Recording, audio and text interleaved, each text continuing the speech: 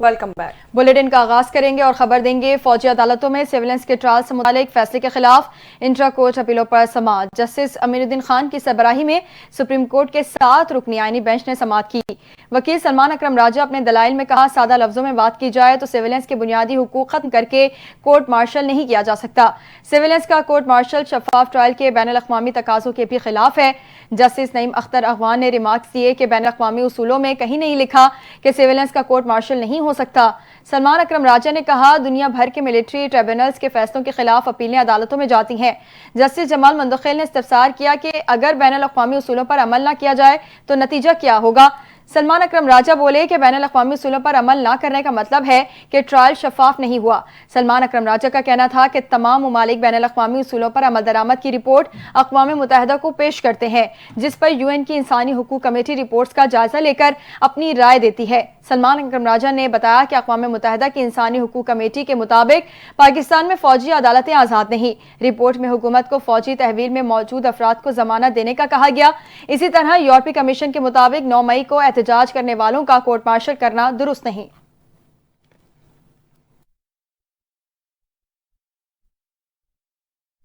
Sindh high court ने नौजवान मुस्तफा आमिर के अगवा और कत्ल के केस में मुलजिम अरमगान का जिस्मानी रिमांड मंजूर कर लिया है।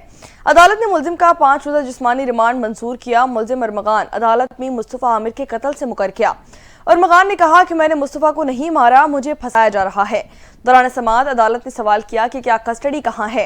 एडिशनल प्रोसिक्यूटर जनरल ने मुस्तफा आमिर के अगवा की FIR पढ़कर सुनाई और कहा कि 6 जनवरी को मुस्तफा आमिर को अगवा किया गया। समाअत के दौरान सरकारी वकील ने कहा कि 8 फरवरी को डिफेंस के एक बंगले में मुलजिम की मौजूदगी के इत्तला पर छापा मारा गया।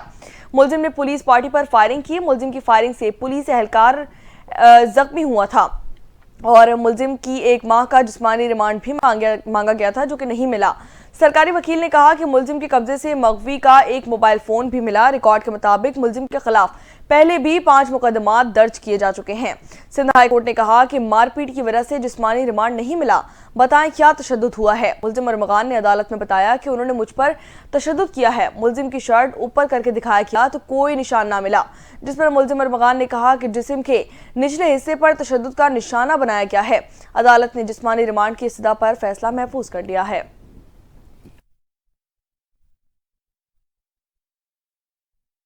पंजाब मरियम नवाज ने लाहौर स्मार्ट सिटी में सऊदी जर्मन अस्पताल का संगे बुनियाद रख दिया है।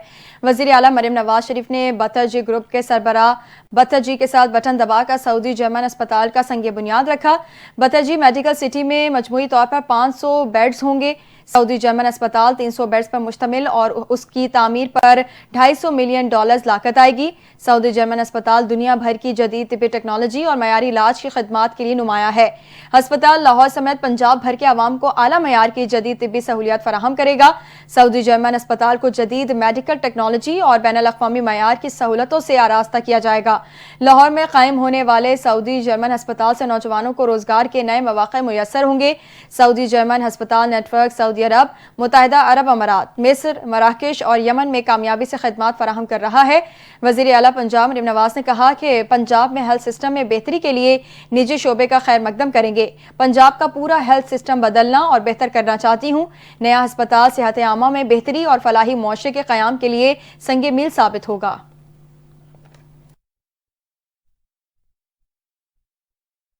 आगे बढ़े और यहाँ आपको बताएं कि chairman Pakistan Peoples Party Bilawal Bhutto Zardari ने म्यूनिख सिक्योरिटी कॉन्फ्रेंस के मौके पर जर्मन मीडिया को इंटरव्यू में बड़ी पेशकश का इजहार कर दिया है। बिलावल भुट्टो जरदारी ने चीन और अमेरिका के दरमियान ताल्लुकात की बहाली में किरदार अदा करने के अज़म का इजहार किया। उनका मजीद क्या कहना था, जानते हैं इस रिपोर्ट में। Chairman Peoples Party Bilawal Bhutto Zardari का कहना है कि पाकिस्तान चीन और अमेरिका के दरमियान का किरदार अदा कर सकता है। उन्होंने कहा कि माजी में भी पाकिस्तान ने अमेरिका और चीन के दरमियान ताल्लुकात में सालसी का किरदार अदा किया और आज भी हम तकसीम के बजाय फासले कम करना चाहते हैं। म्यूनिख सिक्योरिटी कॉन्फ्रेंस के मौके पर जर्मन मीडिया को इंटरव्यू देते हुए बिलावल भुट्टो जरदारी ने खबरदार किया कि भारत को चीन के मुकाबले में लाने से खित्ते में ताकत का तवाजुन बिगड़ सकता है, जो किसी के मफाद में नहीं होगा। उनका कहना था कि पाकिस्तान और भारत को मुश्तरका तौर पर गुर्बत और बेरोजगारी जैसे बड़े चैलेंजेस का सामना है। इन मसाइल के हल के लिए मुज़ाकरात की बहाली नागुज़ीर है, जिसमें अमेरिका अहम किरदार अदा कर सकता है। उन्होंने मजीद कहा कि पाकिस्तान अपनी बका के लिए खित्ते में जरूरी इक़दाम करेगा ताकि मुल्क की सलामती और इस्तेहकाम को यकीनी बनाया जा सके। दूसरी जानिब नायब वज़ीर आज़म और वज़ीर ख़ारजा इसहाक़ डार ने कहा है कि पाकिस्तान को पैरों पर खड़ा होने में 12 से 15 साल लगेंगे। मुल्क के लिए सियासत को दाव पर लगाना पड़े तो लगाएंगे। न्यूयॉर्क में ओवरसीज़ पाकिस्तानी कम्युनिटी से खिताब करते हुए वज़ीर ख़ारजा इसहाक़ डार का कहना था कि पूरी दुनिया ग्लोबल चैलेंजेस से गुजर रही है, आलमी मसाइल पर बातचीत और गौर व फिक्र के लिए जमा हुए हैं। जब भी अमरीका का दौरा किया तो पाकिस्तानी कम्युनिटी से मुलाकात को तरजीह दी। नायब वज़ीर आज़म ने कहा कि पाकिस्तान की मईशत दुरुस्त समत पर गामजन है, महंगाई की शरह में नुमाया कमी हुई है, पॉलिसी रेट में कमी से मौशी इस्तेहकाम पैदा हो रहा है, इक़्तिसादी इशारे बेहतर हो रहे हैं। एक साल में इंटरेस्ट रेट 22% से 12% पर आ चुकी। पाकिस्तान की मौशी बेहतरी का दुनिया एतराफ़ कर रही है। उनका कहना था कि ज़बू हाल मईशत को दोबारा मुस्तहकम किया, मुल्की मफाद हमेशा मुक़द्दम रखा। मुल्क है तो हम हैं। रेटिंग एजेंसी ने पाकिस्तान की मौशी पॉलिसी को सराहा है। पाकिस्तान के सिफारती ताल्लुकात को दोबारा बेहतर किया। मुल्क दुश्मन क़ुव्वतों का पाकिस्तान को सिफारती महाज पर तनहा करने का ख्वाब चकनाचूर हो गया। वफाकी वज़ीर दाखिला मोहसिन नकवी ने शहीद लेफ्टिनेंट मोहम्मद हसन अशरफ के अहल खाना से इजहार ताज़ियत की। वज़ीर दाखिला मोहसिन नकवी शहीद लेफ्टिनेंट मोहम्मद हसन अशरफ की रिहाइशगाह वाबडा टाउन गए। शहीद लेफ्टिनेंट मोहम्मद हसन अशरफ की वालिद और मोहम्मद अशरफ और भाई मोहम्मद हन्नान अशरफ और दीगर अहलिकाना से मुलाकात की। मोहसिन नकवी ने जवां साल बेटे की शहादत पर वालिद और सोगवार खानदान से गहरे दुख और अफसोस का इजहार किया और उन्होंने दिलासा भी दिया। मोहसिन नकवी ने शहीद लेफ्टिनेंट मोहम्मद हसन अशरफ की बहादुरी को ज़बरदस्त अल्फाज में खराज अकीदत पेश किया और शहीद लेफ्टिनेंट मोहम्मद हसन अशरफ के वालिद और भाई के बुलंद हौसले को सराहा। शहीद लेफ्टिनेंट हसन के इसाले सवाब के लिए फातिहा ख्वानी और सोगवार खानदान के सब्र जमील के लिए दुआ भी की गई। मोहसिन नकवी ने कहा कि शहीद लेफ्टिनेंट मोहम्मद हसन अशरफ की खवाजी दहशतगर्दों के खिलाफ बहादुरी से लड़ते हुए वतन पर जान निछावर करने लेफ्टिनेंट मोहम्मद हसन अशरफ जैसे बहादुर सपूत कौम का फख्र है। शहीद के बुलंद हौसला वालिद को देखकर हमारा अज़म मजीद मजबूत हो जाता है। वज़ीर दाखिला का मजीद कहना था कि मोहसिन नकवी शौहराए वतन कौम के सिपा सलार सरमायाकार इफ्तिखार हैं और हमारा ईमान ये है कि शहीद हमेशा जिंदा रहते हैं और शहीद लेफ्टिनेंट मोहम्मद हसन अशरफ हमेशा हमारे दिलों में जिंदा रहेंगे। पंजाब हुकूमत का एक और ख्वाब पूरा हुआ। पंजाब हुकूमत की जानिब से सूबाई दारुल हुकूमत लाहौर को स्मॉग से पाक करने के लिए माहौल दोस्त बसों को शहर लाहौर में पहुंचा दिया गया है। ग्रीन बस को इंतहाई जदीद तरीके से बनाया गया है। इस हवाले से मजीद तफसीलात जान लेते हैं ब्यूरो चीफ लाहौर गोहर सई से, जो इस वक्त इलेक्ट्रो बस के अंदर मौजूद हैं। जी गोहर, आगाह कीजिएगा। हाँ जी बिल्कुल, पाकिस्तान में पहली दफ़ा वज़ीर आला पंजाब के विजन के तहत शहर लाहौर में 27 बसें लाई गई हैं और ये बसें मुसाफिरों के लिए बेहतरीन तोहफ़ा हैं। इन बसों में बेहतरीन किस्म की जो है सहूलियात पैदा की गई हैं, जिसमें कंफर्टेबल सीट्स हैं, जिसमें माजूर अफराद के लिए रैंप बनाया गया है और बच्चों की सीट्स सेपरेटली दी गई हैं और इसके अलावा चार्जिंग स्पॉट्स हैं, एयर कंडीशनर है और मुख्तलिफ़ किस्म की मज़ीद सहूलियात भी इसमें दी गई हैं। और ये जो बसेस हैं कुछ ही दिनों में आपको शहर लाहौर की सड़कों पर रवादफा नज़र आएंगी। इसके अलावा आपको मज़ीद बताते चलूँ कि यहाँ पर इस बस को चलाने के लिए जो ड्राइवर्स हैं उनको स्पेशल किस्म की ट्रेनिंग्स भी दी। आते हैं ड्राइवर की तरफ और इनसे जानते हैं कि वो इन बसों को चलाने में उन्होंने क्या ट्रेनिंग्स हासिल की हैं। जी बताइएगा। यूटंग कंपनी चैनल ने स्पेशल ट्रेनिंग दी है इस गाड़ी के मतलब, चूँकि ये टोटल इलेक्ट्रिक बस है, ठीक है ना। इसमें इसके सारे फीचर उन्होंने बताए हैं। गाड़ी किस तरीके से ऑन होती है, किस तरीके से दरवाजे खोलने हैं, गाड़ी पे बैठना है, इसको चलाने का। ये ऑटो बस है, ठीक है ना। इसमें गेयर शिफ्टर ये है, ठीक है ना। इसके मुताबिक जो है ना उन्होंने सारा कुछ हमें समझाया है। इसकी स्पेशल हमें ट्रेनिंग दी गई है और इसकी जो चार्जिंग है वो 270 होती है एक चार्ज में। और ये गाड़ी जो है ना तकरीबन एक मशीन पे 2 गाड़ियाँ लगती हैं और 4 से 4.5 घंटे चार्जिंग टाइम है। और मुझे ये भी बताइएगा कि ये ट्रेनिंग कितने अरसे की थी? ये 2 वीक की ट्रेनिंग थी और चाइनीज़ ने ना हमें प्रॉपर तरीके से इस गाड़ी के मुतालिक हर एक चीज़ जो है ना समझाई है। बहुत शुक्रिया जी। जैसा कि आपको बताया है ड्राइवर ने कि जो है ये जो चाइना के जो हैं वो ट्रेनर्स ने इनको ट्रेनिंग दी है और अब ये सड़कों पर आपको इंशाल्लाह रवाना नजर आएंगी। आगे बढ़े और यहाँ आपको बताएं कि वफाकी वजीर पेट्रोलियम डॉक्टर मुसद्दिक मलिक का कहना है कि जिस तरह हम मुल्क चला रहे हैं ऐसे तो कोई परचून की दुकान भी नहीं चलाता। हमें हुकूमती पॉलिसियों में लिबरलाइजेशन की जरूरत है। कारोबार करना हुकूमत का काम नहीं, मामलात को निजी शोबे के हवाले करना होगा। पीआईए की निष्कारी में नाकामी हुई, हम एक बार फिर पीआईए की निष्कारी शुरू कर रहे हैं। हमें मुल्की वसाइल पर इन्हिसार बढ़ाना होगा, दकियानूसी और नौकरशाही के तरीकों से बाहर निकलना होगा। इस्लामाबाद में सालाना तकनीकी कॉन्फ्रेंस और ऑयल शो से खिताब में वज़ीर पेट्रोलियम डॉक्टर मुसद्दिक मलिक ने कहा कि हम इस वक्त तवानाई के शोबे में 3 तरह के काम कर रहे हैं। हुकूमत तवानाई तक तमाम आबादी की रसाई के लिए काम कर रही है। तवानाई की कीमतें आवाम तक पहुँचाने और तवानाई की पैदावारी के लिए भी काम किया जा रहा है। हुकूमत मकामी पैदावार को बढ़ाने पर तवज्जो दे रही है। ऐसी तवानाई का क्या करेंगे जिसे आवाम खरीद ही ना सके। उन्होंने कहा कि एक आध मिशन लाने से खुशहाली नहीं आएगी, पायदार तरक्की के लिए खुद साइंस और तहकीक का काम करना होगा। ये एतमाद पैदा करेंगे कि हम भी एक कौम है, तरक्की करना है तो ओए तोए के माहौल से निकलना पड़ेगा। दूसरी जानिब वज़ीर इत्तलात पंजाब अज़मा बुखारी ने कहा है कि मरियम नवाज की कारकर्दगी से पीपल्स पार्टी को प्रेशर महसूस होता है। गवर्नर पंजाब तो बहुत कुछ कहते रहते हैं, उनकी बातों को संजीदा नहीं लिया कर। गवर्नर पंजाब के कहने से तो कोई वज़ीर आज़म बनेगा और ना हटेगा। अज़मा बुखारी ने मजीद कहा कि सिंध के ताजरों ने मरियम नवाज की इंतजामी कारकर्दगी की तारीफ की तो उनकी शामत आ गई थी। मुझे मालूम हुआ कि वज़ीर आला सिंध ने अपने तर्जुमानों को कहा है कि सीट बेल्ट बांध लें। उन्होंने ये भी कहा कि हम कोशिश करते हैं कि बयानात पर रद्द-ए-अमल ना दें। सिंध में कोई प्रोजेक्ट शुरू होता है तो हमें खुशी होती है।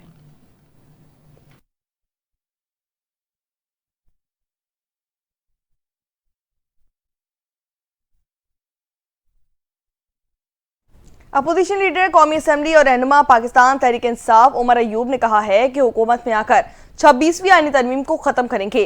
पेशावर हाईकोर्ट के बाहर मीडिया से गुफ्तगू करते हुए उमर अयूब ने कहा कि पाकिस्तान तहरीक इंसाफ वर्कर्स और रहनुमाओं पर बेशुमार जाली केसेस दर्ज किए गए।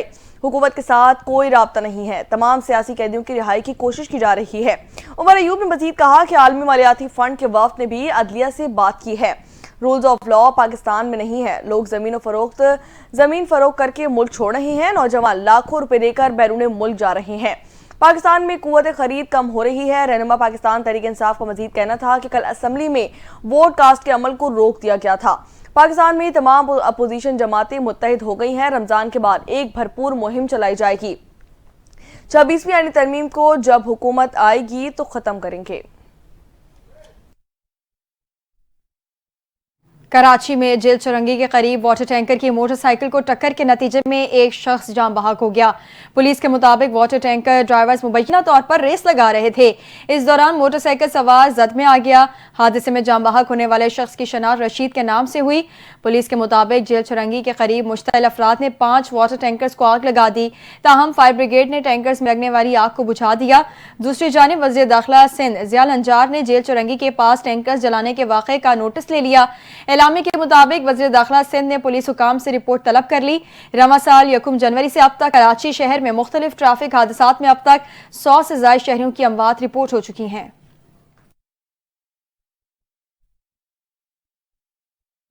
गवर्नर सिंध कामरान खान टिसोरी ने कहा है कि कराची में एक और शहरी की डंपर से मौत इंतजामिया के माथे पर दाग है। डंपर माफिया की बेजा तरफदारी शहरियों की मजीद अमवात का सबब बन रही है। पसमानदर मुतवस्सित तबके के अफराद डंपरों और टैंकरों की जद में आते हैं। गवर्नर सिंध कामरान खान टिसोरी ने बयान में मजीद कहा कि बड़ी गाड़ियों और मुहाफिजों के साथ घूमने वाले अवाम के दर्द को महसूस करें। समझ से बालातर है कि सूबाई वुज़रा डंपर माफिया के खिलाफ बोलते क्यों नहीं है। कामरान खान टिसोरी ने कहा कि शहरी पुरअमन एहतजाज करें, टैंकरों और डंपरों को जलाना दुरुस्त बात नहीं है। सिंध हुकूमत भी समझे कि शहरियों का गुस्सा काबू में रखना अब मुश्किल हो चुका है। उन्होंने कहा कि डंपर माफिया के खिलाफ एहतजाज पर गिरफ्तार अफराद और सियासी रहनुमाओं को जमानत पर रिहाई मिलनी चाहिए। गवर्नर सिंह ने मुतालबा किया कि डंपर और टैंकर्स माफिया को लगाम दी जाए, वरना chief justice of supreme court को खत लिख दूंगा।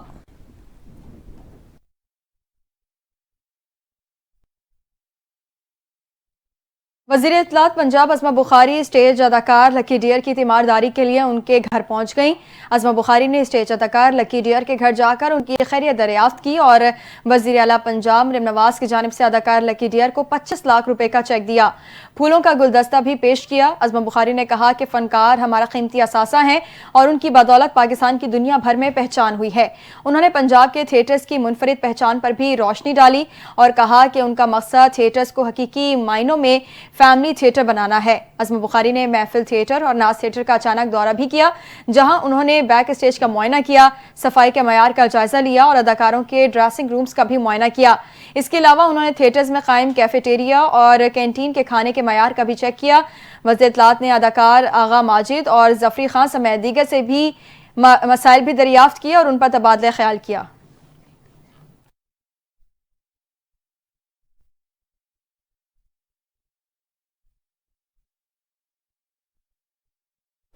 यहाँ आपको बताएं कि कोहाट में दहशतगर्दों ने पुलिस मोबाइल पर दस्ती बंद हमला कर दिया है।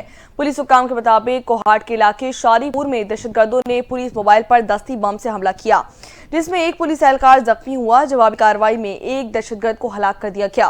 पुलिस ने मुतादिद दहशतगर्दों को गिरफ्तार भी कर लिया है। हुक्काम के मुताबिक दहशतगर्दों के कब्जे से दस्ती बम और असलहा भी बरामद कर लिया गया।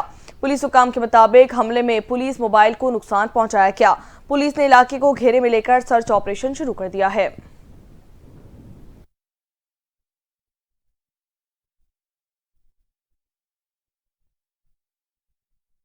खबर देंगे कराची के इलाके क्लिफ्टन में ग्लास टावर शॉपिंग सेंटर में लगी आग पर काबू पा लिया गया है। आग लगने से 80 दुकानें मुतासिर हुई। आग के बायस 35 दुकानें जलकर मुकम्मल तबाह हो गईं। ताजिर के मुताबिक फर्स्ट फ्लोर पर आग लगी, जहां 165 दुकानें हैं। हुकूमत दुकानदारों के नुकसान का अजाला करे। Chief fire officer Humayun Khan ने बताया कि आग लगने की वजूहात मालूम नहीं हो सकी। रेस्क्यू हुकाम के मुताबिक धुएं से एक दुकानदार की भी हालत गैर हुई। दुकानदार को अस्पताल मुंतकिल कर दिया गया है। पुलिस ने बताया कि प्लाजा की पहली मंजिल पर लगने वाली आग ने मुतादिद दुकानों को लपेट में लिया। आग लगने से जानी नुकसान की कोई इतला नहीं मिली।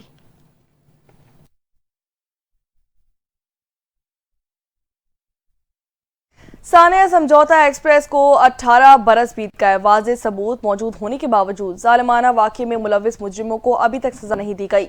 मुतासरीन आज भी इंसाफ से महरूम है। इसी हवाले से देखते हैं रिपोर्ट।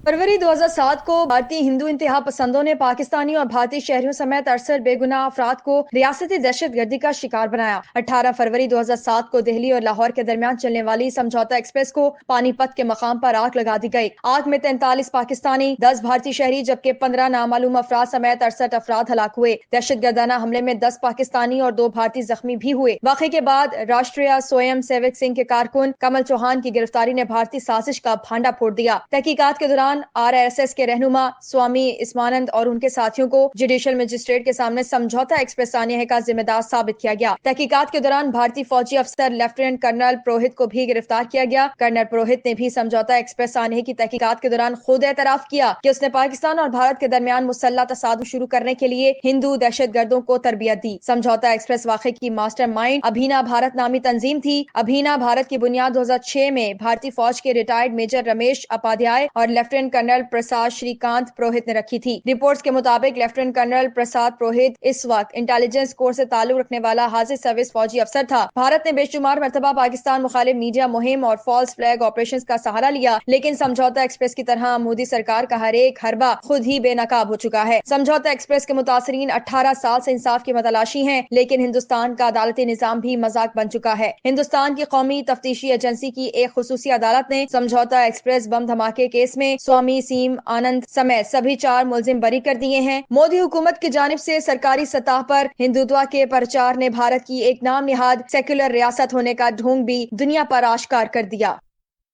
अपडेट करेंगे कनाडा के शहर टोरंटो में पियर्सन एयरपोर्ट पर मुसाफिर तैयारा लैंडिंग के दौरान उलट गया। गैर मुल्की मीडिया रिपोर्ट्स के मुताबिक पीर को मिनियापोलिस से टोरंटो जाने वाला तैयारा पियर्सन इंटरनेशनल एयरपोर्ट पर हंगामी लैंडिंग के दौरान उलट गया। तैयारे में तकरीबन 80 मुसाफिर सवार थे। एयरपोर्ट इंतजामिया का कहना है कि तैयारे में सवार मुसाफिर और अमले की मालूमात दी जा रही हैं, जबकि कैनेडियन पुलिस के मुताबिक ज्यादातर मुसाफिर तैयारे से बाहिफाजत निकल चुके हैं। गैर मुल्की मीडिया रिपोर्ट्स के मुताबिक लैंडिंग के दौरान एक बच्चे समेत कम अज कम 15 अफराद जख्मी हुए। 2 जख्मियों की हालत नाजुक है जबकि दीगर महफूज रहे। हादसे की वजह जानने की कोशिश की जा रही है। टोरंटो पियर्सन एयरपोर्ट हुकाम ने बयान में कहा कि तैयारे की लैंडिंग के दौरान पेश आने वाले वाक़े से आगाह हैं। इमरजेंसी टीमें काम कर रही हैं। रिपोर्ट्स के मुताबिक हंगामी अमले ने तैयारे को घेर लिया और आग लगने से बचाने के लिए उस पर स्प्रे किया।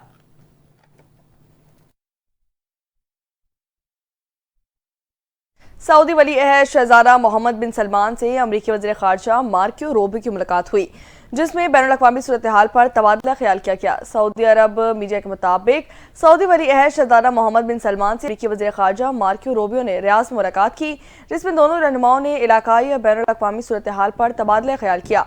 सऊदी मीडिया ने यह भी बताया कि इस मुलाकात में दोनों ममालिक के दरमियान दो तरफा ताल्लुकात को बढ़ाने के तरीक़ाकार पर जायजा लिया गया। मुलाकात में गज़ा जंगबंदी मुआहदे और मसला फ़लस्तीन पर भी तबादला ख्याल हुआ, जिसमें रूस यूक्रेन जंग रोकने के बारे में भी बातचीत की गई। अमरीकी महकमा ख़ारजा की जानिब से जारी बयान में कहा गया कि मुलाकात में दोनों रहनुमाओं ने गज़ा में ऐसे इंतज़ाम की अहमियत पर बात की जो इलाकाई सलामती में मावन साबित होगी।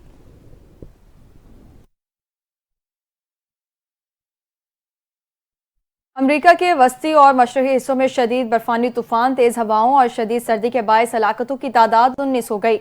नेशनल वेदर सर्विस के मुताबिक मोंटाना और नॉर्थ डकोटा में दर्जा हरारत -51 डिग्री सेंटीग्रेड तक गिरने का इम्कान है, जबकि कई इलाकों में रिकॉर्ड सर्दी की पेशगोई की गई है। गवर्नर केंटकी के मुताबिक सैलाब के बायस 12 अफराद हलाक हो चुके हैं।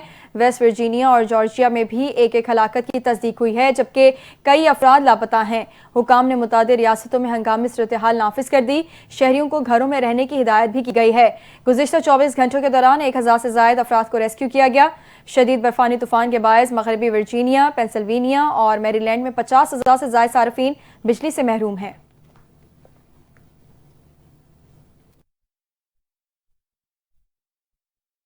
बात करेंगे कुछ खेल के मैदान से, तो आपको बताएं कि आईसीसी चैंपियंस ट्रॉफी में शिरकत के लिए इंग्लैंड की क्रिकेट टीम लाहौर पहुंच चुकी है। चैंपियंस ट्रॉफी 2025 के लिए पाकिस्तान में बैनुल अक़वामी टीमों की आमद का सिलसिला भी जारी है। इंग्लैंड क्रिकेट टीम भी आईसीसी चैंपियंस ट्रॉफी में शिरकत के लिए पाकिस्तान पहुंच गई है। इंग्लिश टीम कप्तान जॉस बटलर की क़यादत में लाहौर पहुंची है। इंग्लैंड क्रिकेट टीम के खिलाड़ियों और स्टाफ समेत 31 रुकनी दस्ता बरासा दुबई से लाहौर पहुंचाया गया। हेड कोच ब्रेटन कैलियम समेत इंग्लैंड क्रिकेट टीम के मैनेजिंग डायरेक्टर रॉबर्ट की भी टीम के हमरा पाकिस्तान आमद हुई है। वाज़ेह रहे कि England cricket team ICC champions trophy में अपने ग्रुप मैच लाहौर और कराची में खेलेगी। इंग्लैंड क्रिकेट टीम अपना इफ्तिताई मैच 22 फरवरी को रिवायती हरीफ ऑस्ट्रेलिया के खिलाफ कज़ाफी स्टेडियम लाहौर में खेलेगी।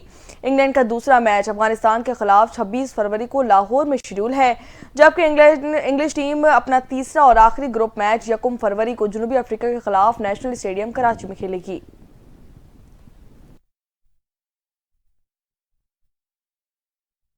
मौसम का अहवाल शामिल करें और आपको बताएं कि मुल्क के बाला इलाकों में कल मौसमियाती निज़ाम दाखिल होगा, जो बारिशों और बर्फबारी का सबब बनेगा। मुल्क के बेशतर इलाकों में सर्दी की शिद्दत में इजाफा होगा।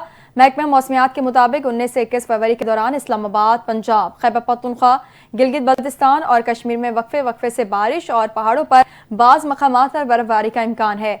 बलूचिस्तान के बाज़ इलाकों में आज और कल बारिश और पहाड़ों पर बर्फबारी हो सकती है। महकमा मौसमियात का कहना है कि 19 से 21 फरवरी के दौरान सिंध के बेशतर इलाकों में मौसम खुश्क रहेगा, ताहम साहिली इलाकों में तेज हवाएं चल सकती हैं।